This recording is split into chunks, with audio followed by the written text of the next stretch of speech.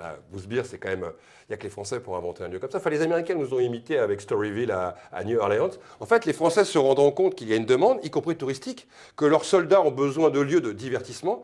À Casablanca, ils vont inventer une ville dans la ville, c'est Bousbeer. Il y a même une ligne de bus qui allait à Bousbeer. En fait, c'est 1 millier de prostituées à peu près qui vivaient dans une ville fermée avec des cinémas, des bars, des restaurants, des lieux de divertissement. Et on allait au bordel, mais cette fois-ci, ce n'était pas un lieu, c'était une ville bordel.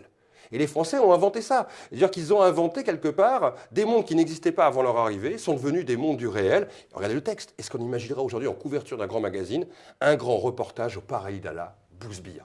C'est-à-dire que c'est aussi une manière de dire que nous sommes bien chez nous là-bas et que ces femmes nous appartiennent et que nous pouvons même créer des lieux qui deviennent des lieux de plaisir. C'est le harem reconstitué, d'un seul coup offert aux soldats et aux touristes. Et vous avez cité Storyville, il faut quand même l'expliquer en New Orleans, secondes parce que c'est quelque chose d'assez exceptionnel. C'est une sorte de bordel interracial. C'est un bordel interracial dans l'Amérique de la ségrégation. Dans l'Amérique de l'interdiction